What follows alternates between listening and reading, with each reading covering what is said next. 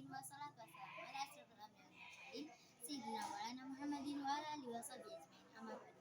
Honorable atau yang terhormat pada Abi Hanif dan Umi Daya selaku pengawas Istana Pendidikan Pesantren Seperti Melari Banida yang saya hormati jajaran dan guru, pengurus dan juga kepala madrasah MTSMA Al-Quran Lari Banida. Dan saya cintai kedua orang tua saya dan tidak lupa teman-teman yang berbahagia. Perkenalkan, nama saya Yasira Maulia. Saya dari kelas 7 MTS Al-Quran Lari Banida. Hari ini saya ingin menjelaskan yaitu tentang hidrosfer.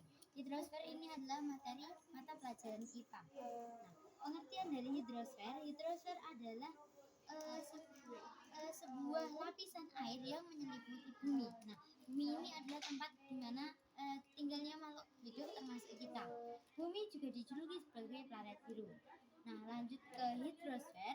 Jadi hidrosfer ini berasal dari danau, sungai, air tanah maupun air uap. Nah, hidrosfer ini itu mengandung atau menyambung dengan siklus hidrologi atau siklus air. Nah, siklus air ini yang menyuplai adanya air yang ada di bumi untuk kehidupan makhluk hidup. Ada evaporasi yang disebut sebagai penguapan dan ada kondensasi yang artinya itu pembentukan awan. Selanjutnya ada juga faktor dari banjir. Nah, mengapa kok bisa nyambungnya ke banjir? Karena dari siklus hidrologi atau siklus air ini bisa menjadikan kemungkinan bencana alam yaitu adalah banjir. Faktor banjir yang pertama yaitu curah hujan yang tinggi. Nah, curah hujan yang tinggi itu membuat penampungan air penuh dan melebar ke daratan. Selanjutnya ada juga faktor lingkungan yang buruk. Contohnya seperti resapan air berkurang, penuhnya sampah dan kurangnya pepohonan. Dan selanjutnya faktor yang ketiga adalah buruknya atau minusnya perilaku manusia. Contohnya seperti membuang sampah sembarangan yang menyumbat sungai-sungai atau saluran air dan juga membangun rumah di tepi sungai sehingga tepian sungai itu terkikis dan airnya mudah kemana-mana.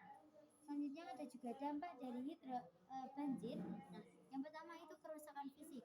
Kerusakan fisik atau disebut juga kerusakan atau memakan banyak korban jiwa.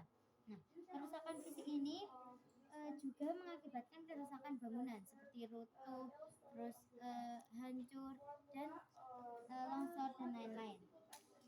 Selanjutnya yang kedua ada jalur transportasi terputus. Mengapa jika terputus? Pengiriman bantuan darurat akan terhambat. Jadi pertolongan itu sedikit kendala. Selanjutnya ada juga kerugian ekonomi yang besar.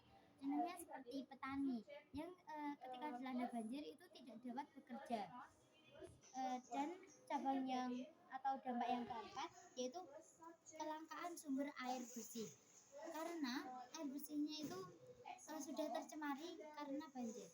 Selanjutnya ada juga mengatasi atau menanggulangi banjir.